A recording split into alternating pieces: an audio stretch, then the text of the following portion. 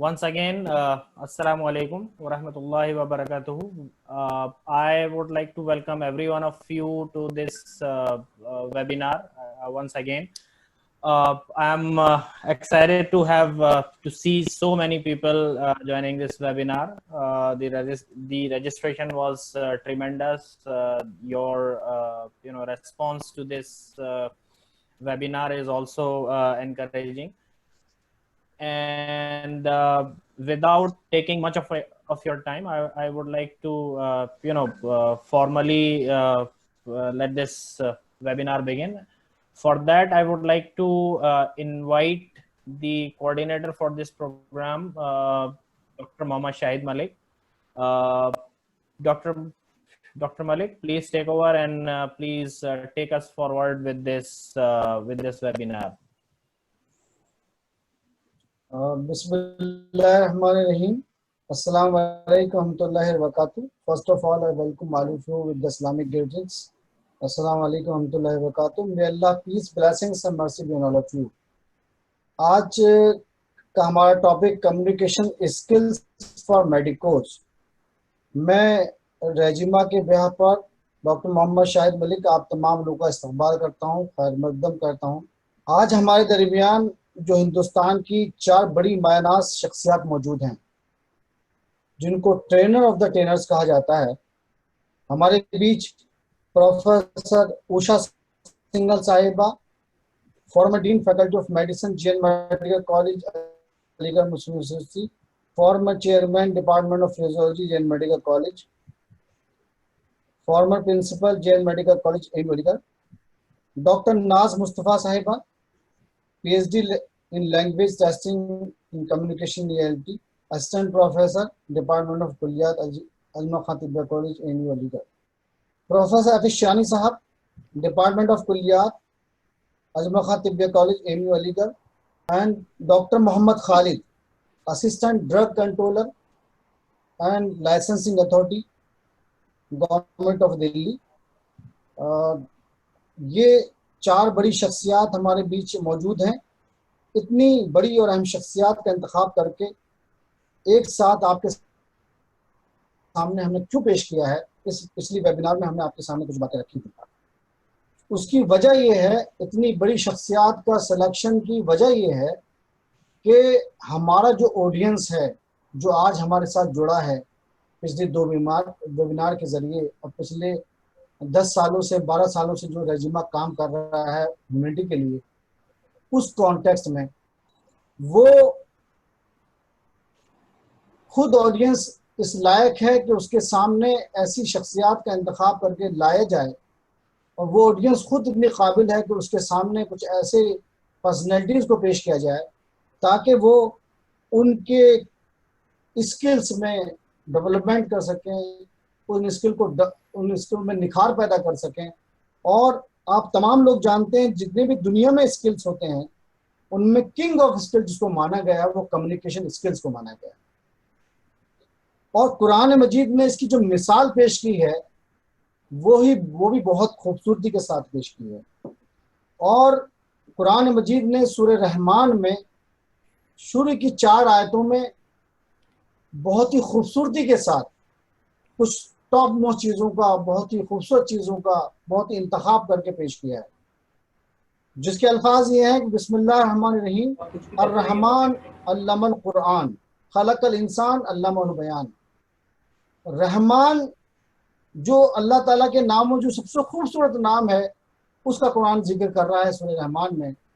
और जो top most knowledge है, टॉप मोस्ट इल्म है, उसका जिक्र कर रहा है कुरान। उसने कुरान का इल्म सिखाया, कुरान का इल्म दिया। तो टॉप मोस्ट जो खूबसूरत तरीन नाम है उसका, जिसका रहमत से मानता है वो नाम, फिर उसके बाद टॉप मोस्ट इल्म कुरान, और उसकी टॉप मोस्ट क्रिएशन उस ईश्वर की, उस अल्लाह की, उसकी जो टॉप मोस्ट क्रिएशन वो इंसान है। फिर आगे बयान करता अल्लामुल बयान, उसने जो बात करना, गोयाई, नुत्क, इंसान को कहते हैं हैवान नातिक, इंसानों को हैवानों से फ़र्क कर देने वाली वो सलाहियत जो हैवान से इंसान में फ़र्क पैदा करती है वो कम्युनिकेशन स्किल है। हमसे ज़्यादा सलाहियत हैवानों के अंदर, जानवरों के अंदर वो सूंघने की होती है, जैसे आप कुत्ते में देखेंगे, सुनने की होती है जैसे घोड़े में आप देखेंगे, देखने की सलाहियत होती है। वो तमाम सलाहियतें जो और दूसरी सलाहियतें हैं वो इंसान से ज़्यादा जानवरों के अंदर मिलेंगी, हैवानात के अंदर आपको मिलेंगी। लेकिन जो सलाहियत इन दोनों के बीच में डिफरेंस पैदा करती है वो बोलना है। इसलिए इंसान को कहा जाता है हैवान नातिक। और जो ये ये जो सलाहियत है, नुत्क की सलाहियत, गोयाई की सलाहियत, बोलने की सलाहियत, this is the most top most faculty in the human being. और उसमें भी अगर हम मेडिकल के, हमारे ऑडियंस है, मेडिकल बैकग्राउंड के हमारे स्पीकर्स हैं, तो हम देखते हैं कि जो जो ये फैकल्टी है, ब्रेन में जो ग्रे मैटर होता है, स्पीच सेंटर सबसे बड़ा सेंटर माना जाता है। तो ये जो गोयाई है, बोलना है, इंसान और हैवान में फर्क करने वाली चीज है, वो उसके कम्युनिकेशन स्किल है। लिहाजा आप देखेंगे कि इसको इम्प्रूव करने के लिए और इसको इफेक्टिवली इस्तेमाल करने के लिए रोजमर्रा जिंदगी में, डे टू डे लाइफ में उसको बेहतर से बेहतर इस्तेमाल करने के लिए हमने ये वेबिनार रखा है। लेकिन ये जरूरी है कि आप लोगों पर, हम सब पर इतने बड़े स्पीकर को सुनने के लिए एक फ्रीक्वेंसी सेट करनी होगी आप लोगों को हमारे स्पीकर्स के साथ। जो जितना बड़ा स्पीकर होता है, जो जितनी ज्यादा सलाहियत रखता है, उसको उससे अब मैच करने के लिए, अपनी फ्रीक्वेंसी को मैच करने के लिए आपको जरूरी है कि एक अच्छा लिसनर भी बनना पड़ेगा। जैसे किसी ने कहा, being a good listener is one of the best ways to be a good communicator. अच्छा कम्युनिकेटर बनने के लिए, कम्युनिकेशन स्किल सीखने के लिए सबसे पहली जरूरत है कि आप अच्छे लिसनर बने। और सिर्फ लिसनर नहीं बने, you should be a good listener, and उससे आगे की मैं बात करूंगा, you should be a conscious listener. और उससे आगे की बात मैं अगर कहूँ तो एक्टिव लिसनर बनना होगा इस वेबिनार के थ्रू, क्योंकि बहुत सारी ऐसी चीजें हैं जो आई कांटेक्ट है, बॉडी लैंग्वेज है, वो उसको आप नहीं देख रहे हैं। लिहाजा वेबिनार की मजबूरी है, तो जरूरी है कि आप एक्टिव लिसनर की हैसियत से जो जितनी ऐसी चीजें जो डिस्ट्रक्शन पैदा कर रही हैं इधर उधर, आपका दरवाजा है, विंडो है, और दूसरे जो नॉइज है वहां पर, उसको कम करें। और स्पीकर्स की जो गुफ्तगू है उस पर कंसंट्रेट करें, और उसके बाद इस प्रोग्राम को अटेंड करने के बाद अपना फीडबैक हमको जरूर दें। दूसरा क्या है, आपको मैं आपसे रिक्वेस्ट करूंगा कि अपना कनेक्शन स्टेब्लिश करें हमारे स्पीकर के साथ, फुल कंसंट्रेशन के साथ। और अगर ये आप कर पाए, कनेक्शन स्टेब्लिश कर पाए हमारे स्पीकर के साथ, तो यू फिल द गैप। हमारे स्पीकर, इस लेवल के स्पीकर हमने लाने की कोशिश की है, आपके सामने पेश करने की कोशिश की है कि ये जो गैप है हमारी पर्सनैलिटी में, हमारे कम्युनिकेशन स्किल में, और हमारी ओवरऑल जो शख्सियत है उसको संवारने और निखारने में, उसे खूब से खूबतर बनाने में, उसे बेटर से बेस्ट बनाने में, उन कमियों को, उन गैप को फिल करने वाले हैं आज के इस वेबिनार में। मैं इसके लिए, जाहिर है मेरे सामने जो शख्सियात हैं वो उस तरह की शख्सियात हैं कि जिनका मैं जिक्र करूं आपके सामने, तो ये बात आपको माननी होगी कि ये शख्सियात इसके लिए काफ़ी हैं कि आज हमारे इस वेबिनार में हमारे ऑडियंस में जो क्वेरीज हैं, जो उनकी क्यूरियोसिटी है, जो उनकी खामियां और गैप्स हैं, उनको वह ज़रूर फिल करेंगे। और उसके लिए हम सबसे पहले अपने की नोट एड्रेस के लिए, इनिशिएटिव के लिए, doctor Mohammad Khalid, assistant drug controller, licensing authority, Delhi government, मैं उनसे अदब से गुजारिश करूंगा कि अपनी गुफ्तगू की शुरुआत करें इस शेर के साथ, बात चाहे बेसलीका ही कहो, बात चाहे बेसलीका ही कहो, बात कहने का सलीका चाहिए। डॉक्टर मोहम्मद खालिद। इज्जत माब professor doctor FS. Shirani sahab, doctor professor Usha Singhal ma'am, doctor Naaz Mustafa ma'am, doctor Shahid Malik, doctor Nuzhat Abdullah sahab, अस्सलाम वालेकुम, आदाब, गुड इवनिंग। इस जो मौजूदा सूरत हाल में, जो एक तरह से कोरोना क्राइसिस हम लोग कह रहे हैं, इस क्राइसिस को एक अपॉर्चुनिटी के तौर पे इस्तेमाल करना और उसको सही तरीके से इस्तेमाल करना, सही सिमत में इस्तेमाल करना, इसके लिए मैं पूरी रेजिमा टीम को, डॉक्टर शाहिद मलिक को, उनकी हमसाया, हम सबक, हम सफ़र, हम पेशा डॉक्टर नुज़हत अख्तर साहिबा को, और उनके टेक्निकल टीम और उनके डायरेक्टर अब्दुल्ला साहब को मुबारकबाद पेश करते हैं। इस वक्त अगर वेबिनार की एक सीरीज चल रही है और उसका इस प्लेटफॉर्म का, इस वर्चुअल प्लेटफॉर्म का अगर इस्तेमाल हो रहा है, उसमें जो थीम लोग सेलेक्ट कर रहे हैं, मैं इसके लिए भी मुबारकबाद दूंगा ऑर्गेनाइजिंग टीम को, जो मेडिक्स के लिए इन्होंने इस थीम को, इस मरकजी मौजू का इंतखाब किया है। यकीनन इन लोगों के जहन में इसकी अहमियत रही होगी, और क्यों ना होगी, चूँकि हम लोग भी किसी ज़माने में तालिब इल्म रहे हैं, और मुझे प्रोफेसर शियानी साहब का तिब्ब अखलाकियात का वो लेक्चर आज भी घूमने लगता है कि कम्युनिकेशन की कितनी अहमियत है। बट हम लोगों के पास भी एक लिमिटेशंस थी, एक सिलेबस था, एक सब्जेक्ट के अंदर एक पॉइंट था जिसमें हम लोगों को पढ़ना होता था, लेकिन मिनिस्ट्री ने, काउंसिल ने, जो एक्सपर्ट्स हैं, उन लोगों ने इसके उस अहमियत को भी समझा जो हम लोगों को क्लास में पढ़ाया जाता था, और इसको एज ए सब्जेक्ट अब इंट्रोड्यूस किया गया हम लोगों के फारिग होने के बाद। इससे इस बात का पता चलता है कि ये कितना अहम मौजू है और ये कितना अहम फील्ड है। हम सब जानते हैं, जो लोग डॉक्टर हैं या जो लोग दूसरे पेशे में हैं, या एक जनरल पब्लिक ये कहती है कि डॉक्टर के पास जब मरीज जाता है तो उसकी बातों से ही वो आधा ठीक हो जाता है। हम बचपन से सुनते आए हैं। मैंने देखा है, मेरी माँ एक बार फॉलो अप के लिए एक ऑप्थेल्मोलॉजिस्ट के यहाँ, आंखों के माहिर डॉक्टर थे, उनके यहाँ जाने से इसलिए मना कर दिया था कि उनकी बातचीत मुझे अच्छी नहीं लगती। उन्होंने ये नहीं कहा कि उनका इलाज का तरीका ठीक नहीं है, उनकी दवा असर नहीं करती, या उनसे मुझे फायदा नहीं हुआ, बल्कि उन्होंने जाने से इसलिए मना कर दिया कि मुझे उनकी बातचीत का तरीका पसंद नहीं है। ये है कम्युनिकेशन फॉर मेडिक्स की अहमियत। तो मैं समझता हूँ कि जिस चीज़ से हम लोग महरूम रह गए, मुझे याद है हम लोग गांव से आए थे, बहुत कुछ नहीं पता था, कैंपस, कॉलेज और अपने असातिज़ा और सीनियर्स के सोबत में रह के जो कुछ भी सीखा, बट मालूम हुआ कि कम्युनिकेशन भी एक बहुत बड़ा एक एरिया है और इसमें भी हम लोगों को कुछ सीखना चाहिए। लेकिन उस ज़माने में भी और आज भी ये काफ़ी अहम पेशा भी है, और बड़े पैसे खर्च करने पड़ते हैं लेक्चर्स को सुनने के लिए और इन सीरीज़ को अटेंड करने के लिए। हम शुक्रगुजार हैं अपने मेडिक्स पूरी बिरादरी की जानिब से, आप ऑर्गेनाइजिंग टीम का, कि आपने जिस तरह से मैम से और सर से वक्त लिया और उन लोगों को इस अहम मौजू पर आपने राज़ी किया बात करने के लिए, जिसमें न सिर्फ ये कि बच्चों के लिए काम की बातें हैं जो टॉपिक्स में देख रहा था, बल्कि असातिज़ा के लिए, डॉक्टर्स के लिए, प्रोफेशनल्स के लिए भी मुझे लगता है कि बहुत कुछ हम लोगों को सीखने को मिलेगा।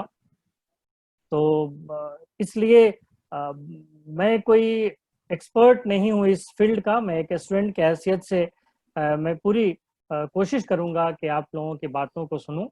और एक बार फिर बहुत बहुत मुबारकबाद और बहुत बहुत शुक्रिया अपने असातिज़ा का और ऑर्गेनाइजिंग कमेटी का कि आपने इस टॉपिक को सुना और हमारे एक्सपर्ट्स हजरात से वक्त लेकर एक तारीख कायम कर दी आपने इस वेब की दुनिया में, इस वेबिनार की दुनिया में।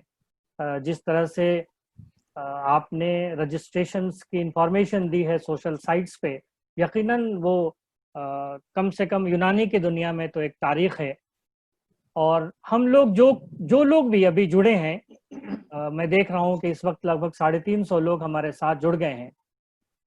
हम अपने आप को ये समझें कि हम किस स्टेक को होल्ड करते हैं। All stake holders of the Unani system की बात होती है, all stake holders of medics की बात करती होती है। हम पहिए के किस कमानी में अपने आप को फिट कर सकते हैं कि हम इस पेशे को आगे लेकर चलें, एक इंसानियत को आगे लेकर चलें, बजाय ये कि ये कहना कि क्या हुआ और क्या नहीं हुआ, बजाय ये कि हमने क्या सीखा और हमने क्या किया।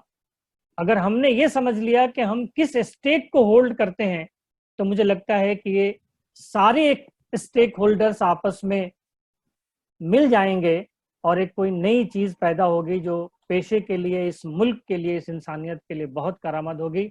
एक बार फिर बहुत बहुत शुक्रिया और मुबारकबाद के साथ मैं दरख्वास्त करूंगा शाहिद मलिक साहब से कि वो ज़्यादा से ज़्यादा वक्त अपने स्पीकर्स को दें ताकि हम लोग उनसे मुस्तफ़ीज़ हो सकें। बहुत बहुत शुक्रिया। बहुत बहुत शुक्रिया डॉक्टर मोहम्मद खालिद साहब। अब इसके बाद मैं एक ऐसी मायनाज स्पीकर और शख्सियत प्रोफेसर उषा सिंघल साहिबा, जिनका नेशनल और इंटरनेशनल लेवल पर कई बड़े अवार्ड उनके नाम है, और प्रोफेसर उषा सिंघल साहिबा इस टॉपिक पर वो हैसियत रखती हैं, वो अथॉरिटी रखती हैं, जिन्होंने अमेरिका में जाकर इस पर काम किया, अमेरिका में जाकर इस कोर्स को किया, उसके बाद वहाँ पढ़ाया भी, चाइना गई, चाइना में पढ़ाया भी, और अलीगढ़ मुस्लिम यूनिवर्सिटी की जैन मेडिकल कॉलेज की बड़ी खिदमत भी की है, और एक वास्ट एक्सपीरियंस रखती हैं। एक ऐसी शख्सियत हमारे बीच हैं जिनसे मैं बहुत ही एहतराम के साथ, बहुत ही अदब के साथ, बहुत ही गुजारिश करूँगा इन अल्फाज के साथ कि आइए इन्हें सुने, अपनी ज़िंदगी संवारें, तरक्की और कामयाबी के रास्तों पर चलें और कामयाबी की मंजिल तक पहुँचें। प्रोफेसर उषा सिंघल साहिबा, मैं बड़े ही अदब के साथ तमाश करूँगा कि अपना लेक्चर शुरू करें इस शेर के साथ कि कौन सी बात कहाँ कैसे कही जाती है, ये सलीका हो तो हर बात सुनी जाती है। प्रोफेसर उषा सिंघल साहिबा। मैं डॉक्टर उषा सिंघल ने MBBS कैलकाटा से किया था 1967 में, और उसके बाद मैंने अलीगढ़ मुस्लिम यूनिवर्सिटी ज्वाइन की, और मैंने अलीगढ़ मुस्लिम यूनिवर्सिटी में एज ए डेमोन्स्ट्रेटर ज्वाइन किया 1969 में। तब से मैं यहाँ पढ़ाती आ रही हूँ, और मैंने यहाँ से MD एंड PhD करने के बाद में AMU में मैंने I started my work and काम शुरू किया। इस दौरान मुझे AMU से बहुत बार everywhere they speak in English, they talk in English, but there is a difference in communication. There is a difference in communications, and when doctors come out from the medical colleges, they have to think what they want to do. क्या करना चाहते हैं? Practice में जाना चाहते हैं after their post graduation, और वो किसी मेडिकल कॉलेज को ज्वाइन करना चाहते हैं, किसी हॉस्पिटल को ज्वाइन करना चाहते हैं, ये डिसाइड उन्हें करना। जब वो कुछ भी करें, कहीं भी जाएं, अगर कॉलेज ज्वाइन करते हैं, कहीं भी जाएं, उन्हें डील किसे करना पड़ता है? पेशेंट। उन्हें पेशेंट को डील करना पड़ता है, और उसके लिए they need a good communication skill. क्यों? क्योंकि patients are human being, they need doctors. If there is a poor communication with them, how a doctor can treat the patient? And because of this, many times there is a lot of medical, legal and ethical problems. So communication skill training is very important for the doctors.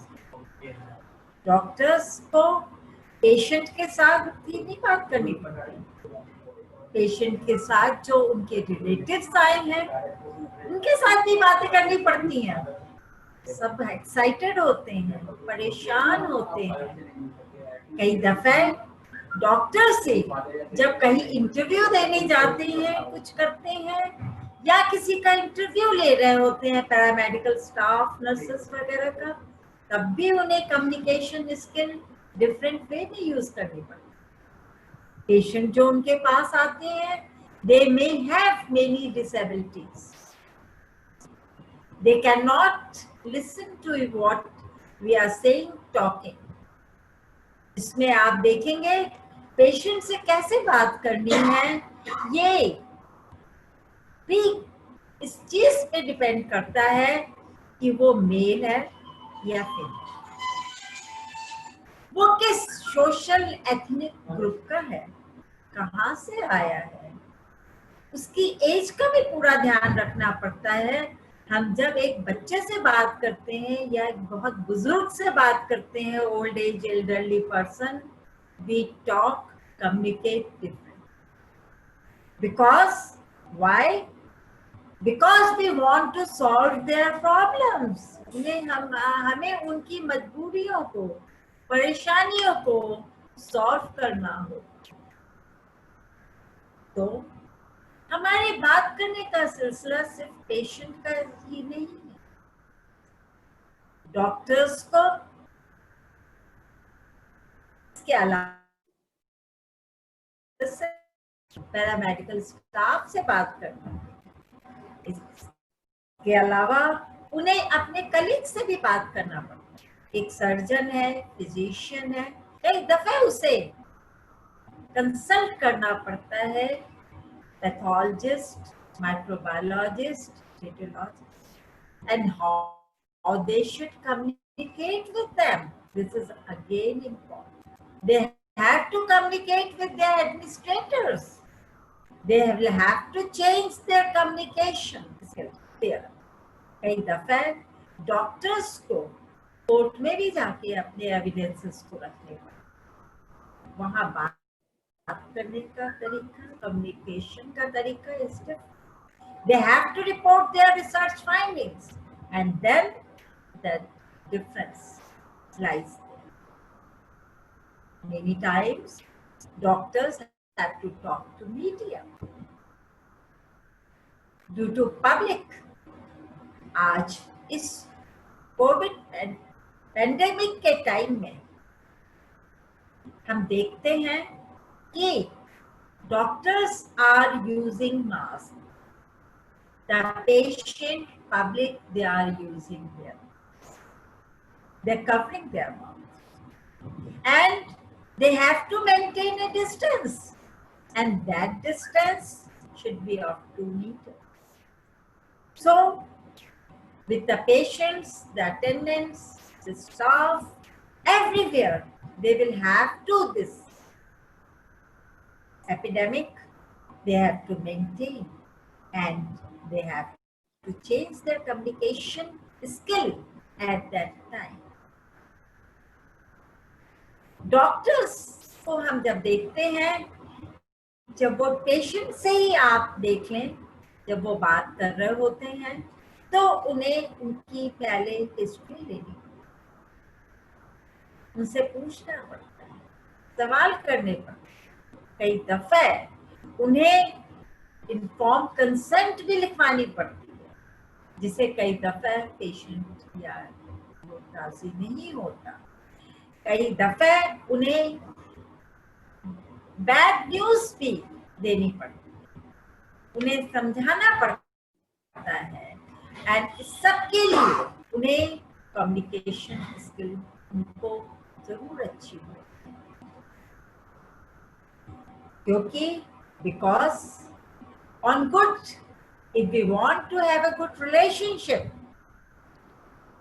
then there should be a good communication. Our communication to the patient should satisfy them. उनको satisfaction होना चाहिए जब वो हमारे पास आते हैं। उनको अपनी बीमारी के बारे में हमें ठीक से बताना होगा, समझाना होगा, एंड मैनेज कैसे कर सकते हैं ये बताना होगा। कैसे वो इम्प्रूव करेंगे ट्रीटमेंट के बाद, ये भी बताएं। Because what is the mission of a doctor? Doctor का मिशन है to treat and cure the patient, to relieve the suffering of the patient, उसकी परेशानियों को कम करना हम डॉक्टर की उसको उसके जो कुछ कमियां अगर रह भी जाती हैं ट्रीटमेंट के बाद, कुछ डिसेबिलिटी रह जाती है, के साथ उसे कैसे जीना है ये भी बता, उसकी क्या क्या प्रॉब्लम्स हैं इसको भी उन्हें सॉल्व करना है। इन सब चीजों के लिए क्या बहुत जरूरी है? Effective communication. Effective communication depends upon the personal attitude of the doctor, the language that he is using, the time when he is talking, उसका क्या वर्क एनवायरमेंट है। डॉक्टर भी एक इंसान होता है, ह्यूमन बीइंग, सारी रात काम करते, परेशानी में पेशेंट्स को देख के ऑपरेट करके अर्ली मॉर्निंग फिर अपनी क्लिनिक में आता है। He may have a sleepless night, but if emergency comes, he had to rush. So he may be tired, he may be under stress. Ignoring all these things, he will have to show his professional attitude towards the patient, and he should be emotionally involved with the patient. But I suggest do not get too much involved in the emotion. Don't give false assurance or comments. There should be, if the doctor can't do anything, say no. But this saying no should be also be done in a proper way, in a proper communication. They should say no to the patient, and sometimes they have to break to the attendant or others bad news about it. And this is the most difficult duty of the doctor, because this can alter the patient viewpoint. So they will have to change their emotional connections and communicate with the patient accordingly. But क्या सिर्फ verbal communication ही होता है? जो हम बात कर रहे होते हैं, जिस तरह से हम कम्युनिकेट कर रहे होते हैं, यही कम्युनिकेशन का टाइप है? नहीं। There may be non-verbal communication. Many times हमारी वॉइस, हमारा टोन, हमारा पॉस्चर, हमारा गेस्चर, ये सब पेशेंट को कुछ कहता है। दूसरे से ये भी कम्युनिकेट, हम क्या है, कैसे हैं और क्या करें। इसके अलावा there is also written communication. Many times communications we give it writing. So there is a written communication. When my friends, they joined the medical college, different medical colleges, when they join, there is a challenge before, because teaching is a complex, very demanding. It not only required knowledge, dedication, range of sophisticated communication skill also. When a doctor, a teacher, medical teacher goes to medical college, teaches to the patient, then he is motivating the students to learn in a medical college. The student should acquire the knowledge, the skill, and the confidence. Many times, many students, they put many different questions to the teachers, and they have to say, answer the questions. If they can't, very nicely in communication, they can say to come next week. Or they should, teachers should prepare themselves and come in. So, this is required critical minds. In the students, teacher will have to develop the personality of the students.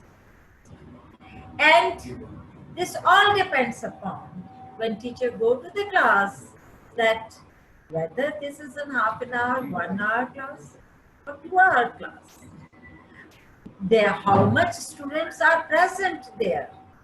If in our life, in our medical colleges, we appreciate few teachers, but we didn't like many of the teachers. We compare one teacher with the other teacher, and we appreciate those teachers in medical college who speak with confidence. When they are coming to the class, they are confident, they have confidence in them, that there is clarity in their voice. They are also anxious to take the class, because for them, who are the evaluators, their own students. Students are the evaluators to the teacher, and they judge who is the good teacher. He may be very good in studies in his time. He may be excellent. But if he can't express himself in a good way towards the students, then the students will never like. So, teachers, before going to the class, they are under stress. Sometimes they have to prepare themselves for the class, and with all things changing in medical field every 5 years, many new technology comes up. The books are changing. So also teaching is also changing. So when the teacher go to a class, they should take a deep breath and then exhale out slowly, just to overcome their nervousness. And then they should speak, communicate with the students with confidence.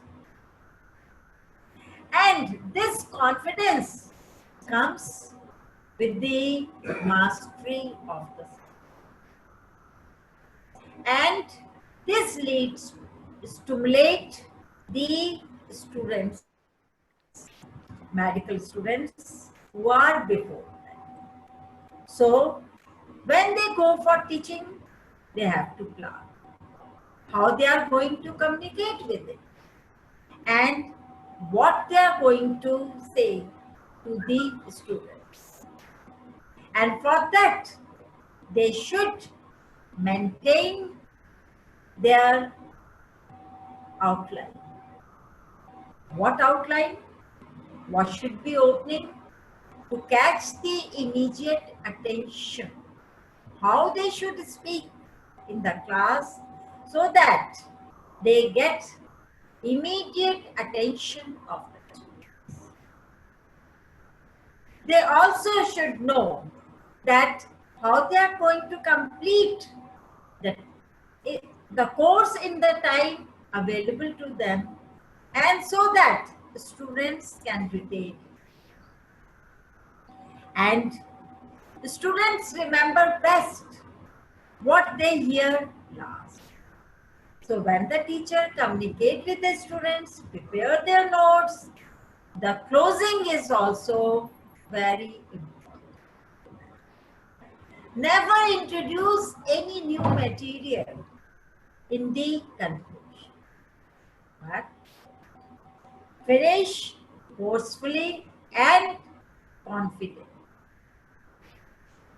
And this comes when the teacher knows what type of voice he has when he is communicating with the students or other people or patients.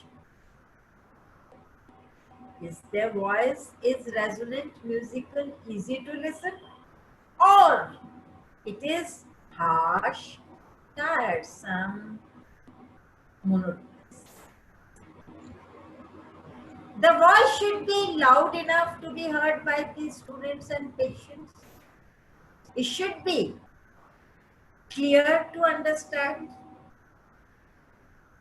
And so whoever is listening to them is not bored. They enjoy it. It is interesting to them.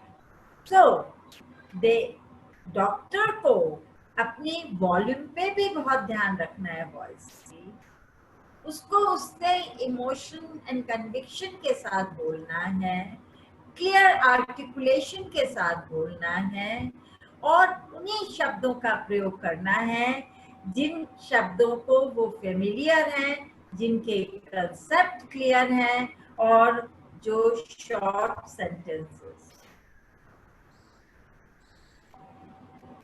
To inspire, along with communication, there should be body language, there should be eye contact and the facial expression. Use words and body language together.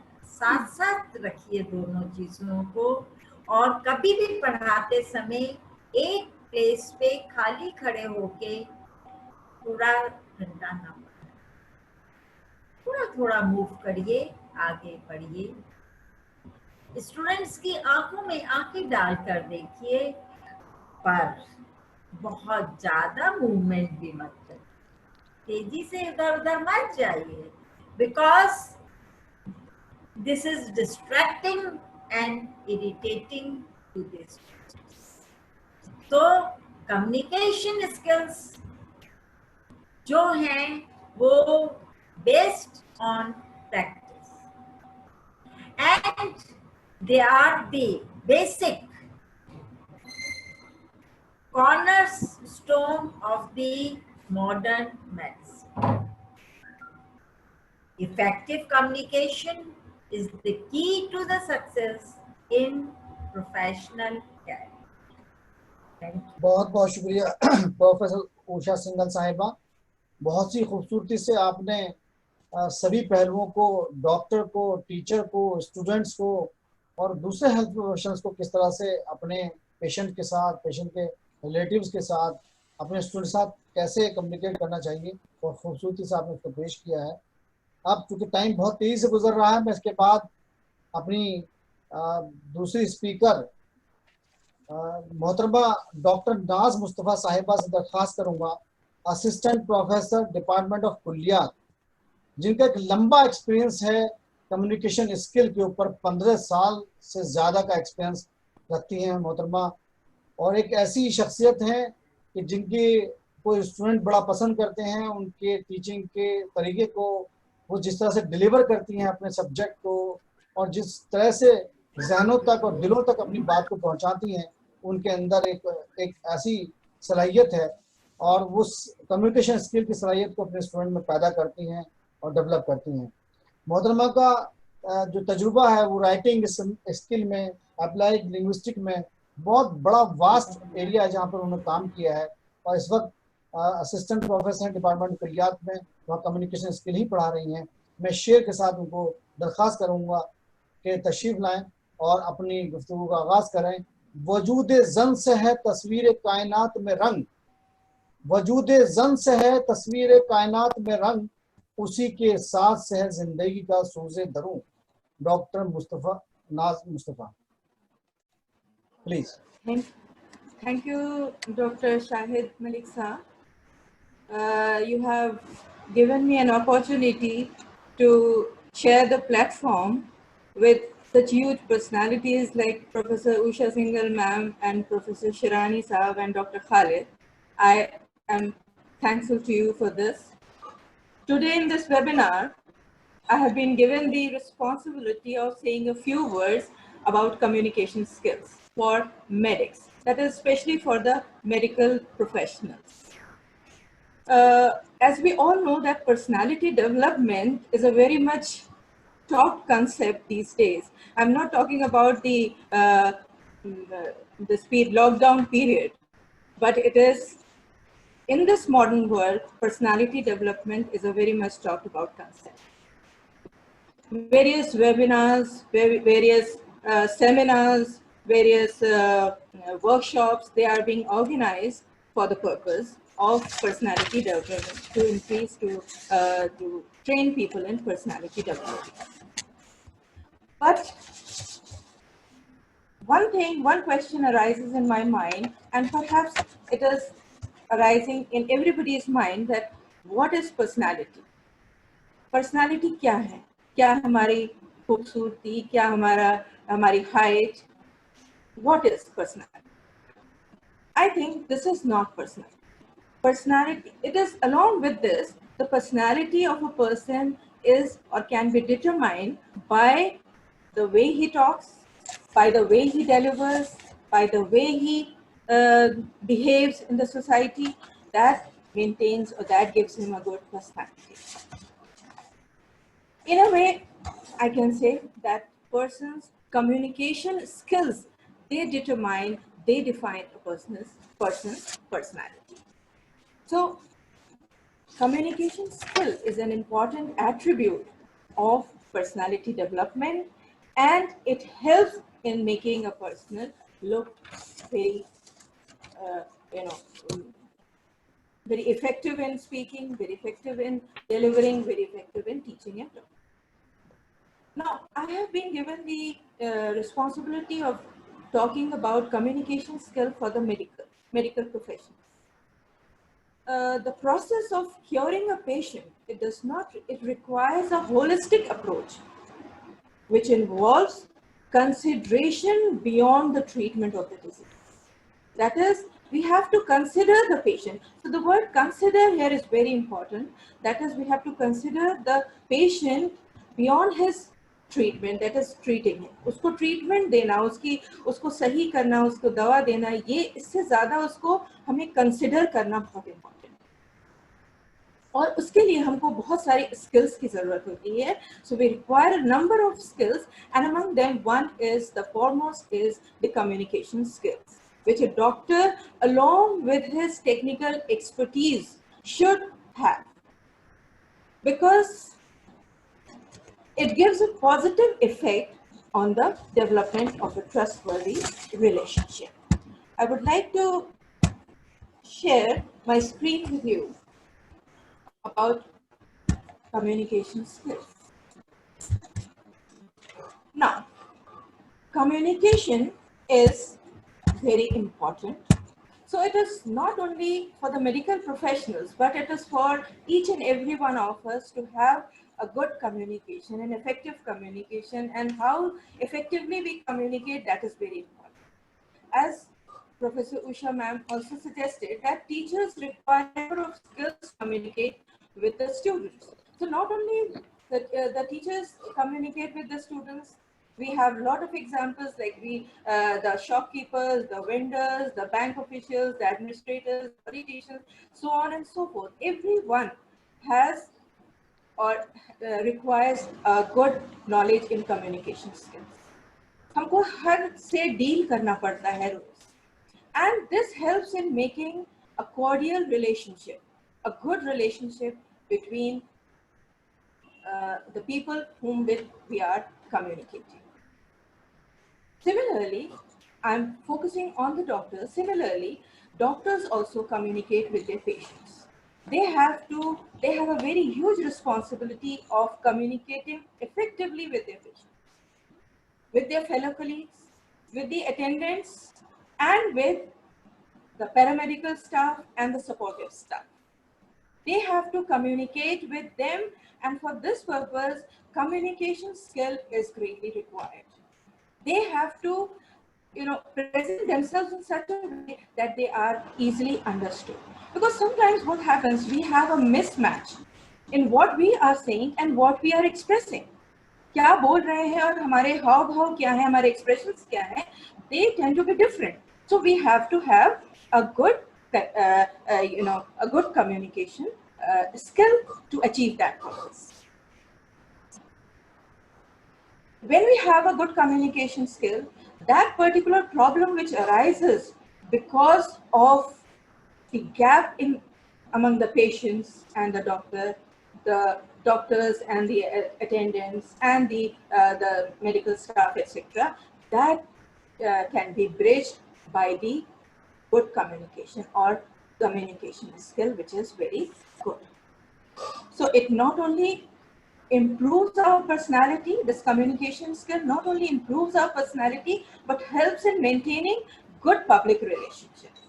And that is how this, affects our professional life. So if we are a good if we become a good doctor, if we have good knowledge in communication skills, people will like us. Here, I just want to say something in front of you.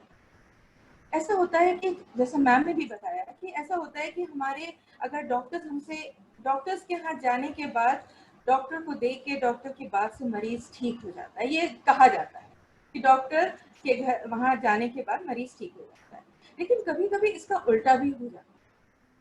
और इसका उल्टा क्यों होता है? Because a lack of communication skill.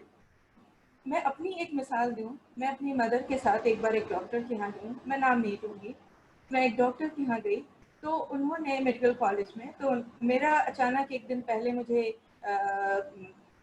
चक्कर आया और मैं गिर पड़ी, तो मदर ने मेरी कहा चलो डॉक्टर को दिखाते हैं।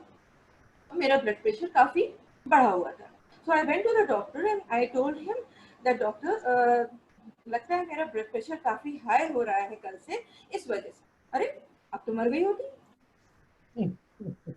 So that particular instant, I receded back from his room and straight away went to my house. And मैंने कहा मैं नहीं दिखाऊंगी इनको, अब कभी नहीं दिखाऊंगी इनको, because of this, because of the lack of communication skill, I could not, दिखाने का मतलब ये नहीं, मतलब मैंने सोच भी नहीं सकते थे कि मैं उनको कुछ अपने आप को दिखाऊं।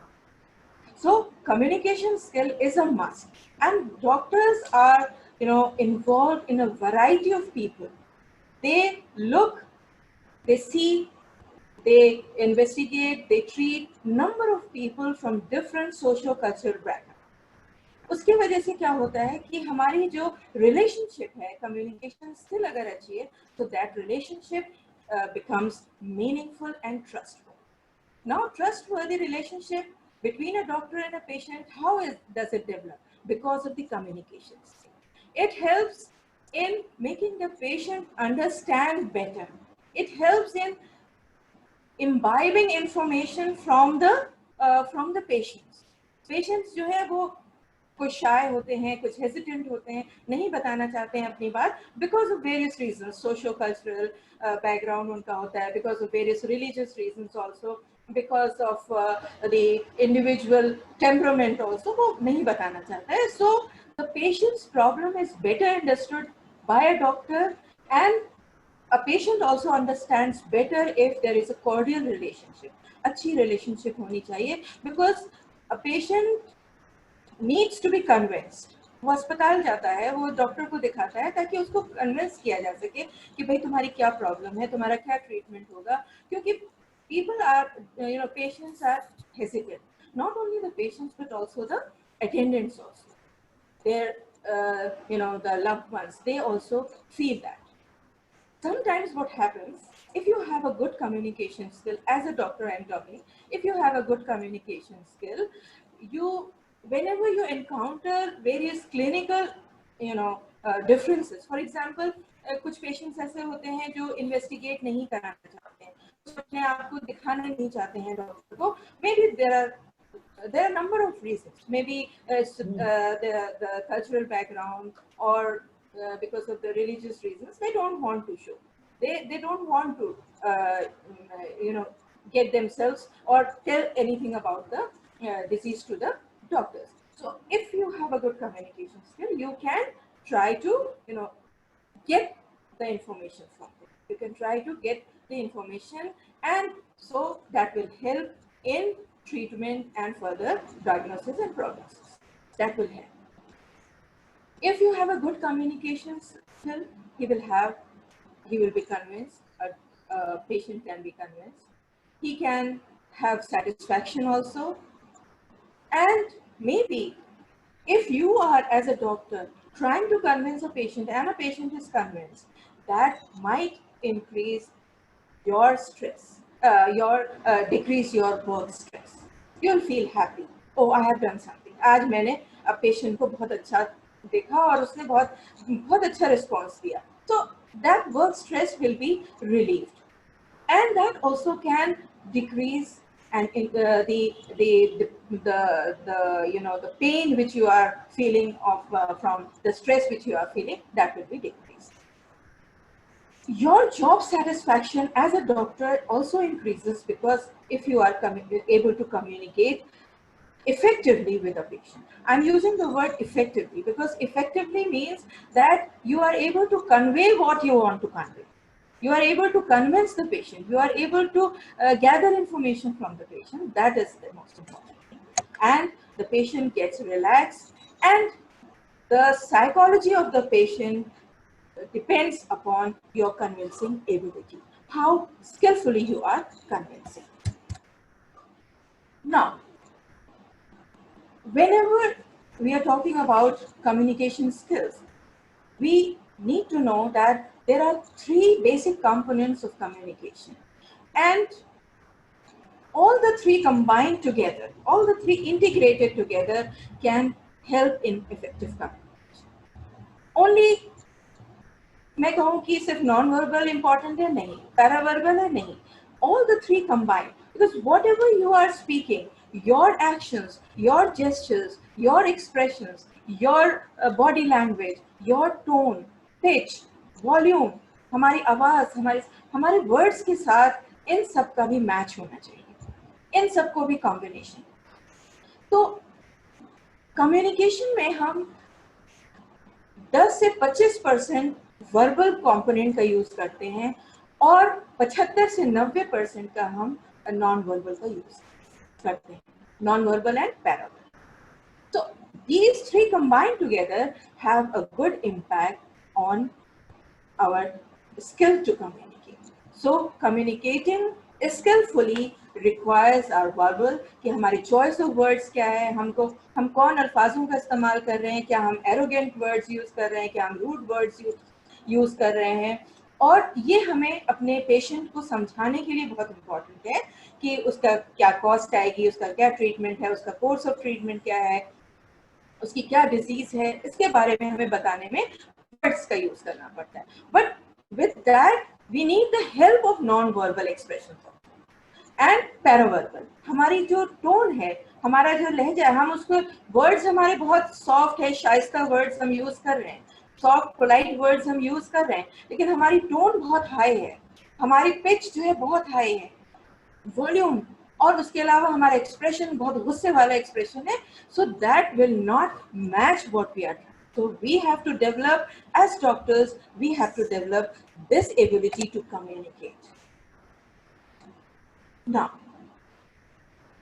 in all professions, there are certain barriers to communication. Like हम पढ़ा रहे होते हैं तो कभी नॉइज बैरियर होता है, कभी वॉइस बैरियर होता है, कभी कुछ बैरियर होता है, कभी knowledge barrier होता है, language barrier. So every barrier is there when we are in every profession.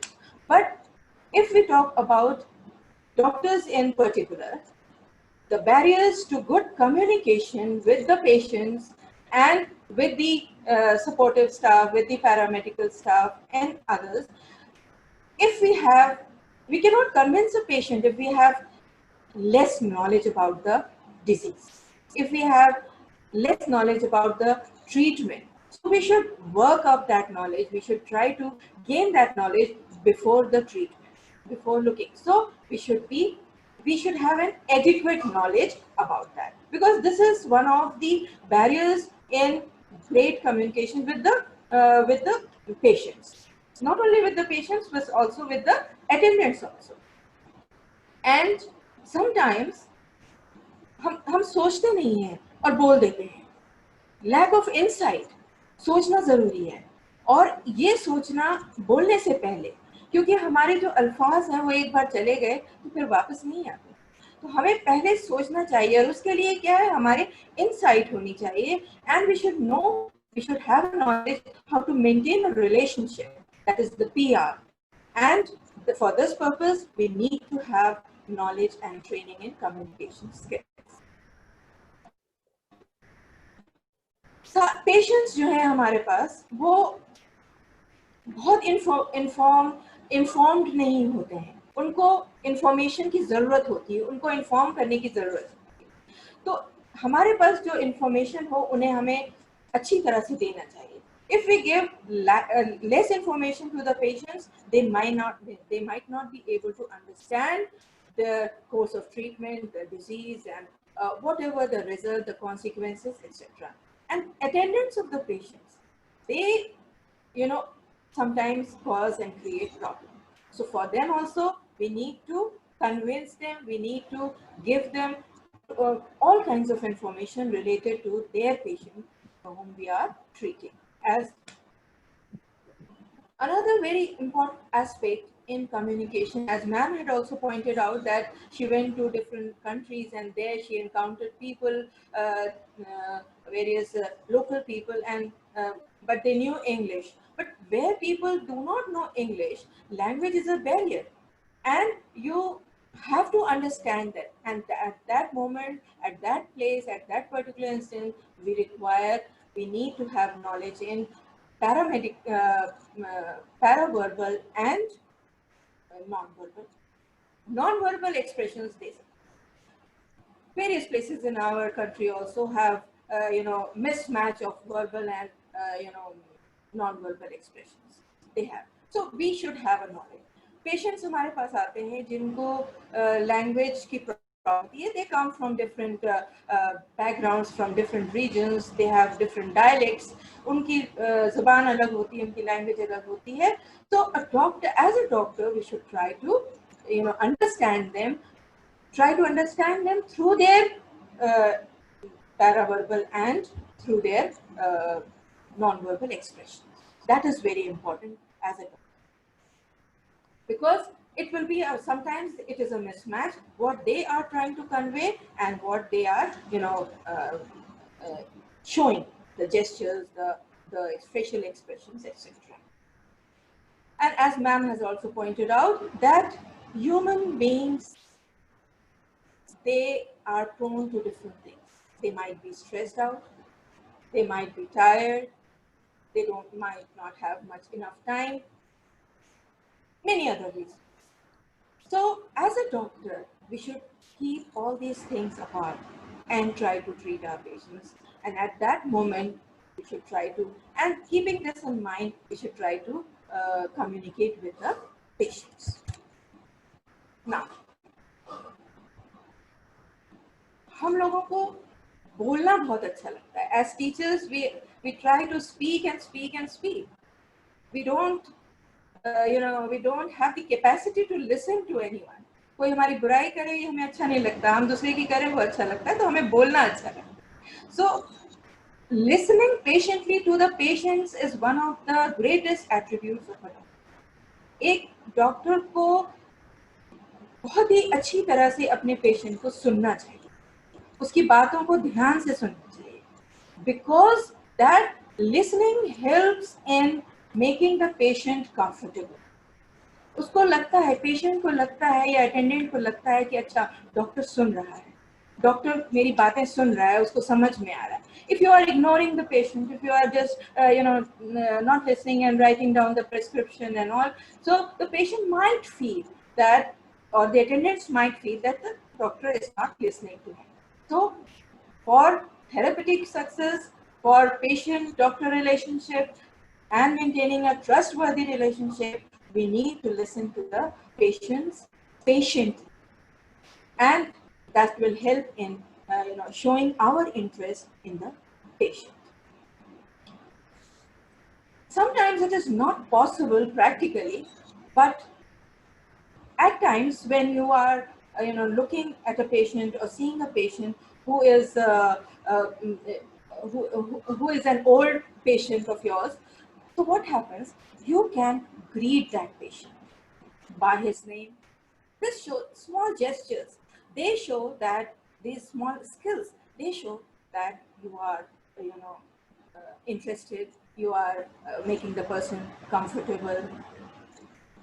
Involve the patient in decision making. Decision जो हम करते हैं कि क्या ऑपरेशन कैसा होना है, इलेक्टिव होना है कि हमें कोई एक पर्टिकुलर किसी अचानक से हो जाना है, या हमें कौन से डॉक्टर को दिखाना है, हमें क्या कौन सा ट्रीटमेंट लेना है, हमें किस तरह, तो पेशेंट से consultation is very important.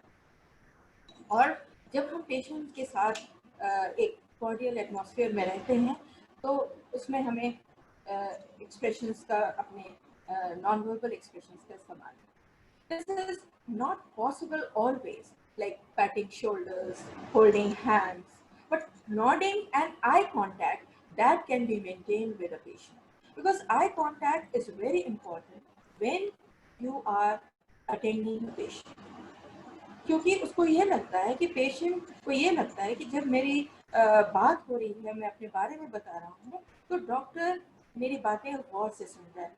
At intervals, it's not, you cannot glare or stare at a patient because he might get fearful because of that, but you can do that.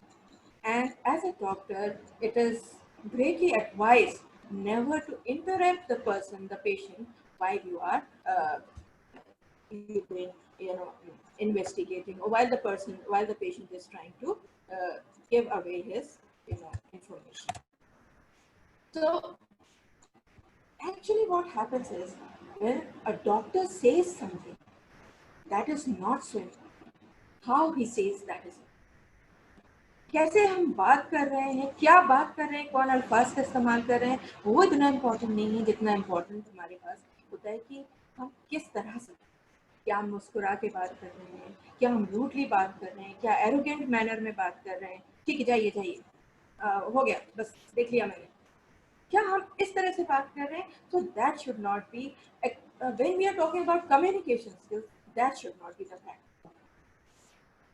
And this will help in convincing the patient and also making the patient feel comfortable and at ease. So now when you interact with a patient, there are certain things which you require. Like people are suffering from a chronic illness, terminal illness, or illnesses which are hopeless. So there you have to interact with them very carefully. So that requires a great and a complex communication skill. Because you have to educate that person. You have to not only treat that person, but you have to educate that person. You have to counsel them. So from the non-verbal clues and the verbal clues, you have to suggest them, do this, do that, your body language, your eye contact, etc. Whenever you are investigating a patient, always involve the patient in that. The treatment plan plans, it must conform to the patient's understanding. Try to make him understand that this is the treatment for this. You have to believe in this. You have to do this. So advices, modification in lifestyle, etc., has to be looked at, and this can be done with the help of communication. Your skill will depend. Your skill will depend on how the person, how the patient is taking up the illness, and always try to use simple language. कुछ लोगों की कुछ doctors की आदत होती है कि वो मेडिकल जार्गन में बात करते हैं. So medical jargon is not at all advised for treating a patient or looking at a patient, because medical jargon is limited to educated or people who are medical professionals. But the patients who come to your clinic or to the hospitals, they might not know that. So avoid those, and it will help a lot in creating a cordial relationship between a doctor and a patient. Now, the most important part is that of communicating with patients. आए दिन हम लोग सुनते रहते हैं कि फलां hospital में स्ट्राइक हो गई है, किसी अटेंडेंट ने किसी डॉक्टर को मार दिया है, कुछ कर दिया है, तोड़ फोड़ कर दिया है. This is because of lack of communication, and that is also depending on the skill which a doctor. क्योंकि बहुत सारी क्वेरीज होती हैं, बहुत सारी चीज़ें वो जानना चाहते हैं, डाउट्स होते हैं. That should be made clear very politely and very generously to the attendant. बहुत informal होने की ज़रूरत नहीं होती है, but polite होने की ज़रूरत होती है. So one aspect of communication skill for doctors is that to be gentle and polite. It's a noble profession, so we have to be gentle and polite. And हमारे जो attendants होते हैं वो गूगल डॉक्टर्स बहुत होते हैं. वो Google पे सब पढ़ के आते हैं, इंटरनेट सर्फ करके आते हैं, और उनकी क्वेरीज इसीलिए बहुत ज़्यादा होती हैं. So we have to satisfy not only the patients but also the attendants of the patients. Shocking, हमें शॉक नहीं होना चाहिए, अरे ये ऐसे हो गया, अरे इनकी बीमारी इतनी है. थोड़ा सा हमें कंट्रोल्ड वे में उनको कन्विंस करना चाहिए कि उनकी बीमारी. Now, as ma'am has discussed a lot about teaching and all, so I'm not going to go deep, in depth in that. But I just want to say that as a doctor, I have to be communication. I have to be skillfully, ready to communicate with my colleagues, with my junior staff, with my paramedical staff, with my supportive staff, because to have a good relationship and a good atmosphere, we need to have a cordial relationship between the colleagues, and appreciation, giving, saying good remarks. These are, and showing courtesy to the juniors and to the seniors. These are all necessary part of the communication skill. Now, the most and the foremost important aspect of how to communicate skillfully is breaking the bad news. Now, as doctors, all of us know that bad news may have a very devastating effect on the attendants and the loved ones of the patient. So we need to be very polite, very gentle, very knowledgeable about how to convey this message. कभी किसी के patient ICU में होते हैं और अचानक से पता होता है हमको कि क्या हो रहा है, लेकिन अचानक से कोई हादसा, डेथ हो जाती है, तो उसको किस तरह से कन्वे करना. It is a very complex situation, and it is a very complex communication. So not only this, so for this purpose, what we have to do is, beforehand also, we should have to have a communication, a continuous communication with the attendant. We need to have, so that a confidence is developed, a confidence to accept the bad news is there. And for this purpose, A lot of training is being provided to the paramedical and the medical staff and supportive staff, how to deal with such kind of situation. And then at the end, I would like to say that training in communication skill is a must for not only for the doctors, but for every person. For every person, whether he is in academics, whether it is for social purpose and in the corporate world, we need to have a good training in communication skills. And we have, for this, we find that in a system of Unani medicine, and I think Ayurveda also, and everywhere we have a course now introduced to develop this communication skill, because now it has become the need of the hour. It has become a necessary, a necessity for each and every person. Even we, as common people, not as doctors, we as individuals, we need to communicate skillfully. अगर हम नहीं communicate करेंगे skillfully, तो दूसरे लोग हमारे दुश्मन भी हो सकते हैं, हमारी बुराइयां भी कर सकते हैं. So we have to have a good communication. This is all. Thank you so much. Thank you very much, Dr. Naz Mustafa साहिबा. Thank you so बहुत ही much. खूबसूरत लेक्चर, बहुत ही जाज़बियत के साथ, बहुत ही इम्प्रेशन के साथ, बहुत ही खूबसूरती के साथ आपने अपनी बात को रखा, और बहुत शुक्रगुजार हूँ मैं आपने कि मेरे जो हमारे ऑडियंस हैं उन तक आपकी बात, उनके दिलों तक, उनके दिमागों तक ज़रूर पहुँची होगी, और अपने क्लिनिकल प्रैक्टिस में, अपने क्लिनिक में, अपने टीचिंग एक्सपीरियंस में उसको ज़रूर शामिल करेंगे. और आपने बहुत कुछ गैप को फिल करने की कोशिश की है. इसके बाद हमारे साथ एक और बड़ी शख्सियत, मेरे उस्ताद मोहतरम professor Afaz Shani sahab, department of Kulliyat, Ajmal Khan Tibbiya College, Aligarh Muslim University. He is a renowned personality of national repute, and I can say he is the man of the magnet. मैं उनसे बहुत ही अदब के साथ इल्तमास करूँगा कि वो अपनी गुफ्तगू रखें और शेर के साथ कि ये कायनात छुपाती नहीं ज़मीर अपना, ये कायनात छुपाती नहीं ज़मीर अपना, कि ज़र्रे ज़र्रे में ज़ौक़ आशिकाराई.